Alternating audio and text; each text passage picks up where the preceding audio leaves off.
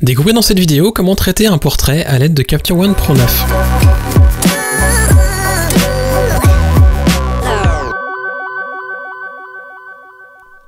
Salut, je m'appelle Quentin Descaillets. Vous pouvez retrouver mon travail sur quentindescaillets.com ou sur facebook.com/quentindescaillets.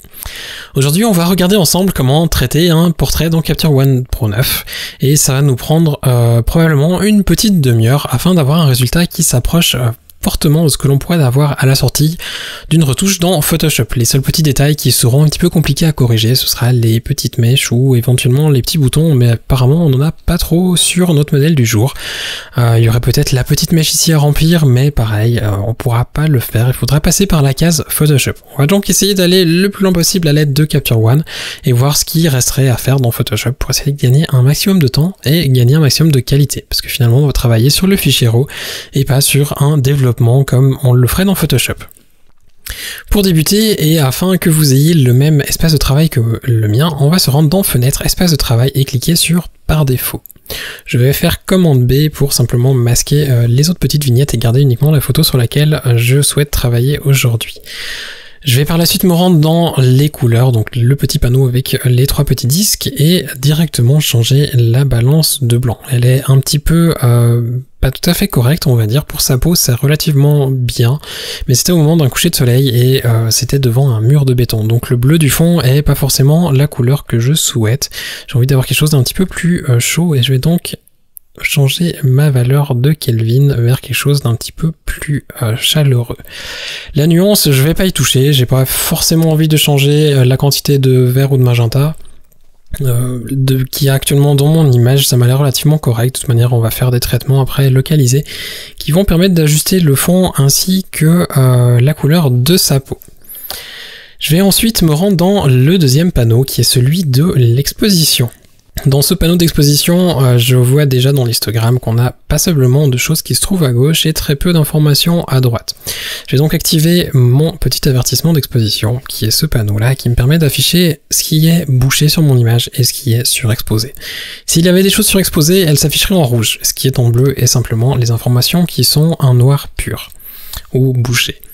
Et donc, si je rehausse un peu mon exposition, on voit qu'on arrive à déboucher nos ombres et puis que pour le moment, on n'est pas encore trop surexposé. On a toujours les infos qui sont ici, qui sont très à gauche, mais qui ne touchent plus forcément le bord de l'histogramme, et à droite, on a un petit peu plus d'informations.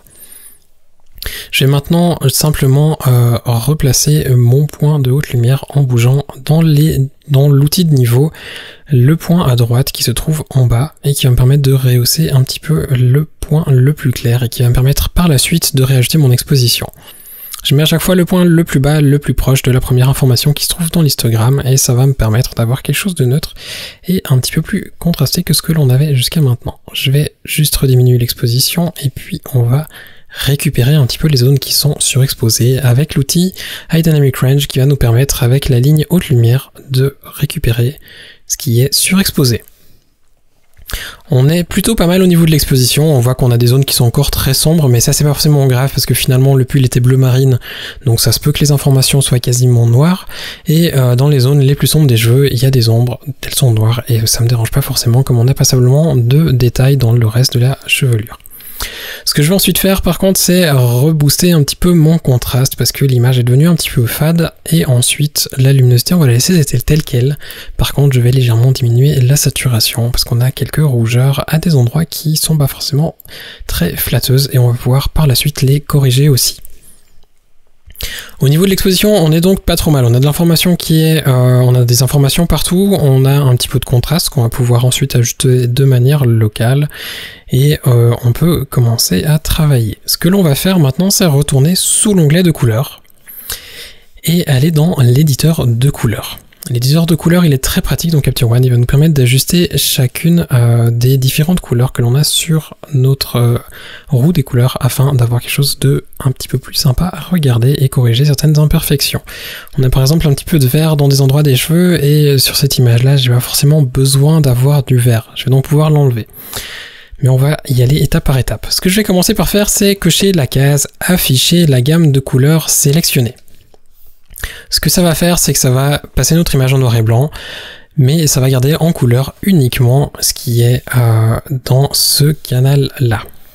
Alors de loin on voit que apparemment rien n'est de cette couleur-là, mais ce qu'il ne faut pas hésiter à faire, c'est augmenter le slider à droite, parce qu'en réalité, si je zoome, on va voir que dans les cils, il y a un petit peu de rouge. Et donc, ce qu'il me suffit de faire, c'est simplement désaturer ce canal-là, et ainsi, ça va me permettre de ne plus avoir d'espèce de rouge, rose, magenta dans cette zone-ci. J'ai aussi diminué la luminosité, comme ça touche surtout les zones sombres, et ainsi, on aura quelque chose de vraiment noir. J'ai ensuite cliqué sur le deuxième qui est dans les violets bleus et qui touche surtout les yeux et le pull. Je vais resaturer légèrement et augmenter un petit peu la luminosité. Je vais aussi changer la teinte pour avoir quelque chose d'un petit peu plus bleu. Alors la teinte elle est inversée par rapport à la balance des blancs. La balance des blancs, quand on change la nuance, ça va à l'inverse de ce que l'on aura dans cette teinte là. Ensuite la saturation. Donc je l'ai déjà touché, je vais pas la rechanger, mais on va se rendre dans le bleu plus clair qui touche le fond ainsi que les yeux de la modèle. Je vais augmenter un petit peu et puis augmenter sa luminosité aussi. Je vais changer la teinte vers quelque chose d'un petit peu plus bleu et un petit peu moins vert. Ensuite, le vert, je vais le désaturer et le pousser un petit peu plus vers quelque chose qui ressemblera aux cheveux, donc un peu plus doré. Et quand vous changez la teinte, pour vous rendre compte de l'effet que ça a, vous pouvez regarder les petits rectangles qui sont en dessous plutôt que de regarder l'image et ça vous permettra de voir exactement la couleur qui en ressort. Ensuite le jaune, je vais désactiver cette coche ici afin d'avoir toute l'image en couleur et pouvoir faire un traitement sur l'image dans sa globalité. Ce que je vais faire, c'est légèrement diminuer la saturation des jaunes et en augmenter la luminosité. J'augmente la luminosité simplement parce que les tons jaunes sont généralement les tons clairs de la peau et que tout ce qui est clair, en fait, finalement, on a un peu moins de détails, on voit un peu moins les détails. Et si on a quelques imperfections, ça permettra de les, en guillemets, les masquer. Et si on devait passer dans Photoshop pour une image beauté, par exemple, ça nous permettrait d'éviter de passer des heures à faire du dodge and burn, parce qu'on a des zones qui sont très exposées, et sur lesquelles on ne verra pas forcément les petites imperfections qui pourraient exister. La teinte, je vais la laisser telle quelle, voire peut-être la rendre un peu plus dorée en rajoutant un petit peu de rouge, mais pas trop non plus, enfin du rouge, plutôt du magenta. Et ensuite, dans les rouges-oranges, je vais légèrement diminuer la luminosité et diminuer légèrement la saturation. Là, à l'inverse, j'augmente la profondeur, donc en diminuant la luminosité, je vais rendre les tons un petit peu plus foncés, simplement pour donner une impression de la joue un petit peu plus creusée et des lèvres un petit peu plus foncées. Je vais maintenant retourner dans mon petit onglet de l'exposition. Ce que je vais faire, c'est que je vais ajuster un petit peu le contraste. L'image elle est pas trop mal, mais on pourrait éventuellement avoir quelque chose d'un petit peu plus punchy, on va dire. Donc dans le petit panneau courbe, ce que l'on va faire, c'est diminuer légèrement les tons foncés. Pas les tons les plus foncés, mais juste dans les ombres et vraiment dans les ombres. Je vais rehausser après au niveau des tons moyens et carrément réexposer un peu plus fortement les zones les plus claires et ça va me donner un contraste un peu plus fort sur l'image. Ce que je veux vraiment faire, c'est faire ressortir certaines zones du visage et ça me fait une sorte de contouring en faisant ça si le maquillage était bien fait à la base. J'ai aussi augmenté légèrement la clarté, mais pas trop non plus, et ça de nouveau, ça va me permettre de donner une sorte de netteté à mon image sur la globalité sans forcément faire ressortir toutes les imperfections de la peau. Si ça devait faire ressortir trop de choses, vous pouvez toujours ajuster la structure. Si vous la tirez à droite, ça va faire un contraste beaucoup plus local, et si vous la tirez vers la gauche, ça va au contraire un petit peu flouter certaines choses. On a maintenant une exposition et une balance de blanc qui est relativement correcte. On a déjà fait une bonne partie de notre correction de couleurs, mais on va retourner dans les couleurs pour faire un traitement de couleurs sur la globalité de l'image. Pour ce faire, on va utiliser l'outil balance de couleurs. Alors l'outil balance de couleurs, il existe dans plusieurs logiciels de traitement vidéo, mais malheureusement dans plus ou moins aucun logiciel de traitement photo. Du moins Adobe ne l'a pas inclus dans Photoshop et pas non plus dans Lightroom. Allez comprendre pourquoi, il existe dans Adobe Premiere, mais pas dans d'autres logiciels de Adobe. Quoi qu'il en soit, on l'a ici et il est vraiment très pratique, il va nous permettre de faire un ajustement de couleur de manière localisée entre les ombres, les demi-teintes et les hautes lumières et de manière très visuelle. De manière très visuelle, c'est-à-dire parce que on pourra simplement lui dire par exemple on veut du rouge dans les ombres, on voudrait un orange un petit peu jaune dans les tons clairs et carrément un jaune qui tire vers le vert dans les tons les plus clairs. Alors là, on voit que c'est très marqué, mais ce qu'on peut faire simplement, c'est avec le petit slider qui se trouve à gauche, le diminuer un peu pour avoir un petit peu de rouge dans les tons foncés, un peu moins de orange dans les tons moyens et carrément beaucoup moins de jaune-vert dans les tons les plus clairs. Et ensuite, à partir de là, on peut réajuster librement chacune des couleurs et chacune des tonalités de notre image. Je pourrais même dire, mes ombres finalement elles sont pas assez foncées, donc je pourrais diminuer légèrement le slider qui se trouve à droite de la couleur, de la roue de couleur de mes ombres, et en diminuant on voit qu'on peut foncer ou éclaircir légèrement nos ombres et les deux autres tonalités qui nous sont données. Je vais donc ajuster légèrement ça. Et si je fais un traitement un petit peu chaud, comme j'ai dit, donc c'était une photo qui avait été prise plus ou moins à l'heure du coucher du soleil, mais la balance des blancs ne lui faisait pas justice, et puis en ayant quelque chose de jaune, rouge, orangé, ça va nous permettre de travailler après sur ses yeux de manière à avoir quelque chose d'un petit peu bleu, qui sera donc une couleur complémentaire au rouge-orange. Je vais donc, maintenant que l'on a fait nos traitements de couleurs, me rendre dans les outils localisés, dans les réglages locaux, afin de faire quelques ajustements de manière beaucoup plus ciblée. La première chose que je vais vouloir ajuster, ça va être sa main, qui est légèrement, à mon avis, surexposée. Comme on le voit par rapport au visage, elle est beaucoup plus claire, et c'est parce que j'avais un flash qui se trouvait dans cette région plus ou moins, donc à droite de mon appareil, et du coup sa main était plus proche du flash et ça fait que on se retrouve avec une main un petit peu plus exposée que le visage. Je vais donc me rendre donc dans les réglages locaux, créer un nouveau calque en appuyant sur le petit plus et appeler cela correction expo main, et ensuite tirer mon slider de haute lumière un petit peu à droite et mon exposition un petit peu à gauche, prendre un pinceau, donc dessiner masque, et ajuster le pinceau. Donc pour ouvrir cette petite fenêtre, il vous suffit de faire CTRL-clic ou clic droit comme vous préférez, et ajuster la taille ainsi que la dureté du pinceau, l'opacité et le flux comme vous le souhaitez.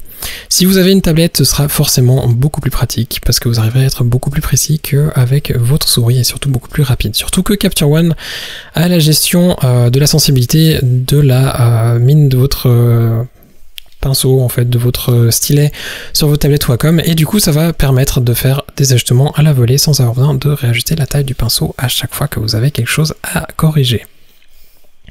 On n'est pas trop mal, je vais juste désactiver les avertissements d'exposition. On a quelque chose ici qui est même plutôt bien.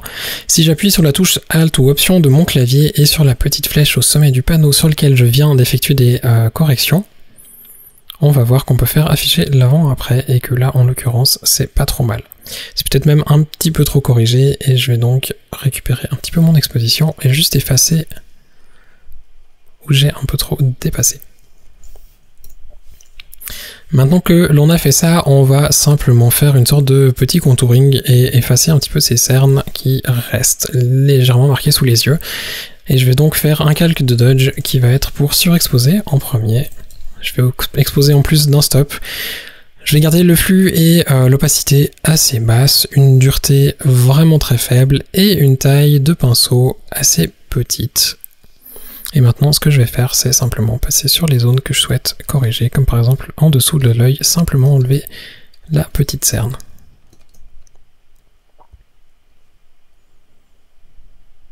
Si vous voulez être beaucoup plus précis, bien entendu, vous pouvez toujours zoomer dans votre image. Là, le principe, c'est vraiment de vous montrer, donc j'ai pas envie de passer forcément trop de temps afin d'être très précis. À force d'habitude, on peut être relativement précis tout en étant dézoomé, et c'est pas forcément un problème. On a quelque chose de pas trop mal, et maintenant je vais élargir un petit peu mon pinceau et simplement éclaircir certaines zones, comme cette zone-ci, le bord de son nez tout le long, la pommette, la partie en dessous de son sourcil, le côté du menton, et enfin, petite arche de Cupidon juste ici. Et on n'est pas trop mal. Dans les cheveux, on va juste faire un petit peu pour donner plus de forme et de volume. On peut même le faire sur le bas de l'iris très légèrement pour donner un petit peu plus de relief à notre œil. Le coin interne de l'œil aussi, et on a quelque chose de pas trop mal. Sur les dents, je vais le faire par après sur un calque séparé. Je vais refaire un deuxième calque que je vais appeler cette fois-ci Burn, si j'arrive encore à taper. et le diminuer de un stop à la place de l'augmenter cette fois-ci. Je vais reprendre un pinceau un petit peu plus large, passer à l'inverse sur la pommette pour la creuser un petit peu, sur le côté de la tempe aussi pour casser un petit peu la largeur du visage, sur le bas de la mâchoire pour séparer le visage du reste du corps, un petit peu sur le bord du nez pour l'affiner et enfin très légèrement sur les sourcils pour les marquer un petit peu plus. On voit que là les deux calques sont un petit peu forts, on voit la retouche très clairement, donc ce que je vais faire c'est simplement baisser l'exposition à environ 0.3, 0.4 pour avoir quelque chose qui soit un petit peu plus naturel. Et donc l'avant après.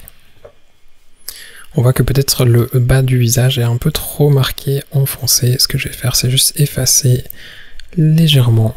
Et on aura quelque chose d'un petit peu plus agréable à regarder. Je vais créer un nouveau calque. Cette fois-ci, on va faire simplement un petit traitement au niveau des yeux en faisant... estimant de la peine à taper, sur les yeux en augmentant un petit peu la netteté. Parce que le problème qu'il y a, c'est que la photo a été prise de manière à ce que la netteté soit sur les cils. Alors c'est un style, hein, mais c'est pas forcément ce qui était désiré. Je vais donc afficher mon masque en appuyant sur la touche M de mon clavier, en reprenant le pinceau, et ça va me permettre d'avoir simplement le masque qui s'affiche en rouge, là où je passe. Et maintenant, ce que je vais faire, c'est simplement augmenter ma clarté à cet endroit-là, afin de donner une impression de netteté un petit peu plus forte. Je vais aussi changer ma structure pour l'affiner légèrement et donner une impression de netteté un petit peu plus marquée. Je vais prendre un pinceau un peu plus doux, et ça me permet simplement de donner un peu plus de contraste à l'iris qui se trouve derrière, sans forcément la rendre horrible, comme la clarté a une structure très fine, et donc séparée. Dans l'idéal, il faudrait faire deux calques. Si je désactive, on avait l'avant et on a l'après. Et du coup, on a un travail sur l'œil qui est déjà très très sympa. On n'a pas besoin de s'amuser avec 40 calques dans Photoshop. Ce que je vais maintenant éventuellement faire, c'est travailler sur sa peau. Je vais retourner pour cela dans l'éditeur de couleurs qui se trouvait donc dans le troisième onglet. Et cliquer sur ton chair. On va ensuite prendre la petite pipette et sélectionner une zone qui se trouve dans les tons moyens de la peau et afficher la gamme de couleurs sélectionnée. Je vais affiner un petit peu tout ça en diminuant la douceur. Comme on a peu de couleurs, j'ai pas envie que la transition soit trop douce. Et ensuite, je vais ajuster un petit peu les couleurs qui sont prises par Capture One dans ce calque. Je vais décocher et maintenant cliquer sur les trois petits points et créer un masque à partir de la sélection. Ça va créer automatiquement un masque dans les ajustements locaux. Histoire de ne pas revenir par erreur sur cet onglet ici et faire des modifications alors qu'en réalité elles sont faites dans les ajustements locaux, je vais simplement appuyer sur commande ou contrôle la touche donc de mon clavier en même temps que je clique sur la petite flèche et ça permet d'annuler uniquement les paramètres qui ont été changés dans cet onglet-ci et pas dans les autres onglets du même panneau. Donc l'onglet basique par exemple n'a pas changé même si le ton chair a été remis à 0. De retour donc dans les réglages locaux, j'ai un nouveau calque qui s'appelle couche 2 et que je vais changer en simplement renommant ton chair. Si j'affiche le masque, donc en appuyant sur la touche M de mon clavier, on voit qu'effectivement ça fait une sélection relativement correcte, sauf les tons clairs qui n'ont pas forcément été pris, et ça ne me gêne pas forcément plus que ça, comme de toute manière les couleurs sont surtout dans les tons foncés. Je vais simplement effacer dans les cheveux pour ne pas ajuster la couleur des cheveux de manière non désirée et non désirable. Et là de nouveau, si vous avez une tablette Wacom, c'est vraiment beaucoup plus pratique qu'avec une pauvre petite souris qui ne sait trop que faire sur ce genre de travail. Une fois qu'on a quelque chose de un petit peu plus juste, on pourrait aussi passer au creux de l'œil si on le souhaite. On pourra retourner dans l'éditeur de couleurs, retourner sous ton chair et cliquer sur la pipette, resélectionner une couleur donc dans les tons chairs. Et enfin, ajuster le petit slider uniformité pour avoir des tons chairs un petit peu plus uniformes. Je vais aussi changer la luminosité pour avoir quelque chose d'un petit peu plus clair et de nouveau ça va nous permettre d'effacer, entre guillemets, de gommer un petit peu les imperfections qui pourraient rester. La couleur me paraît pas trop mal, quoique un petit peu jaune. Je vais donc bouger mon petit point à l'intérieur de la sélection pour avoir quelque chose de légèrement plus rosé. Vous pouvez donner vraiment la couleur que vous voulez en ajustant en fait ce point, et ça va permettre de changer la couleur des tons chers. On a donc maintenant des yeux qui sont pas trop mal, on a un contouring qui a été fait, on a la peau qui est aussi relativement correcte, et puis un traitement de couleur qui est assez bien. Je vais encore juste retourner dans mon calque de Dodge et passer un tout petit peu sur le blanc de l'œil pour avoir un petit peu plus de relief. Mais avec un pinceau légèrement plus doux qu'une opacité à 100, ça sera beaucoup mieux.